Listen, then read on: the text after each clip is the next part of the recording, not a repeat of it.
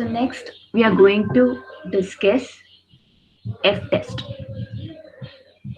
So in the previous video we already said that to test the significance of difference between two standard deviation and when the standard deviation of two population and when the population is large, we'll be going for Z test. And for the same item, if the population is small, we'll not be going for T test. Instead, we'll be going for F test. Okay. So before I go into F test, I would like to give a brief introduction about F test. Now, F test is normally used in two situations. That is, first one is the one which we are going to see now. That is to test the equality of variance of two populations. That is when there are the in order to check the standard deviation or variance of two populations, and when the sample size is small, we'll be going for F test. And the second case wherein we will be going for F test is when you have three or more than three population, and then you want to check the equality of means of these three populations or more than three populations, then also you will be going for F test. In the second case, we call this test as ANOVA. ANOVA is also a kind of also belongs to the F test family. Okay, so now let's go into the first one. So for F test, when you have to test the significance of this difference between the standard deviation of two population with and the sample size is small, then your F test statistics will be n1 s1 square by n1 minus 1 divided by n2 s2 square divided by n2 minus 1. And in this, you need to note one thing, that is these are two proportions, and the larger of these two proportions, whichever value is larger, that value will come as numerator divided by the smaller value. So the smaller value will come as denominator.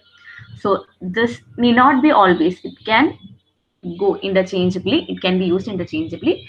Whichever value is larger, that we will be using as the numerator, and whichever value is smaller, that we will be using as the denominator. So let's see a problem. Now, the following table gives the number of units produced per day by two workers, A and B, for a number of days. So, the data of working habit of two workers is given below. And should these results be accepted as an evidence of two workers are equally stable? So, if they are equally stable, that means their standard deviation should also be equal. It is from this particular sentence that we identify we are going for an F test. That is, the two workers are equally stable.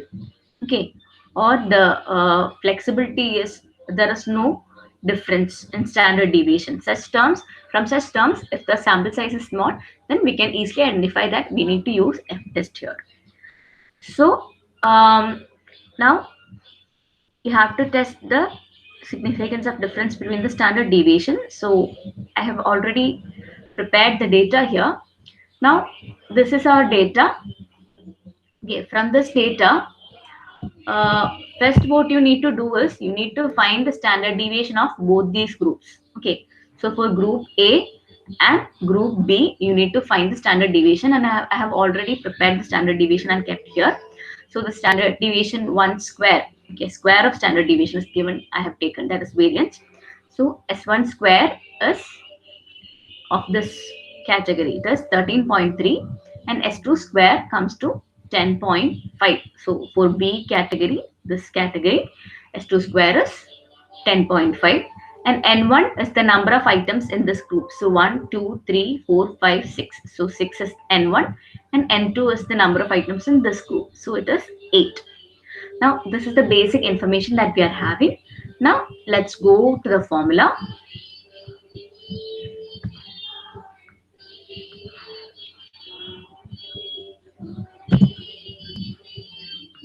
Okay. So here, since the sample size is small, we'll have to use F test.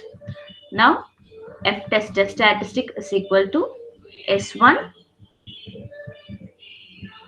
sorry, n1 s1 square by n1 minus 1 divided by n2 s2 square divided by n2 minus 1. So I had already prepared the data. Now our n1 just 6 into s1 square, thus 13.33 divided by 6 minus 1, that is 6 minus 1, okay, it is 5 divided by okay. Now instead of putting this divided by option, let me compute both these values separately, and then whichever value is larger we'll put it as numerator, and then whichever is smaller we'll put it as denominator. Okay, so your n2, this 8 into s2 is s2 square is 10.5, so divided by 8 minus 1, 7. Okay, so this value will come around 16, and this value will come around 12. Okay, so here 16 is greater than 12, so your f value you will be putting it as 16 divided by 12. So the value will come to 1.33. Okay, so this is your test statistic.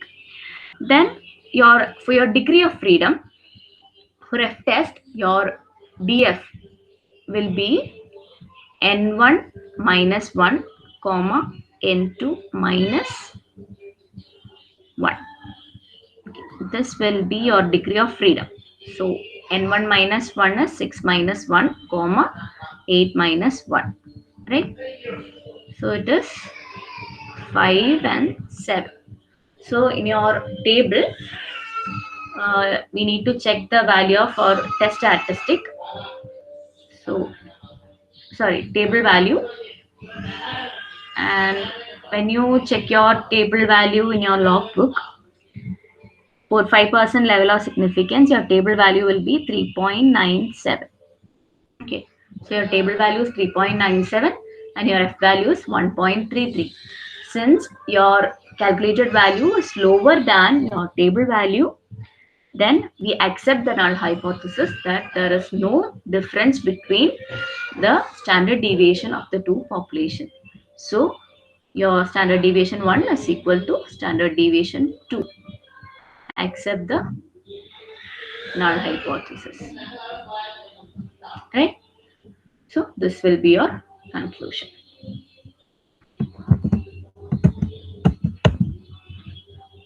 Thank you.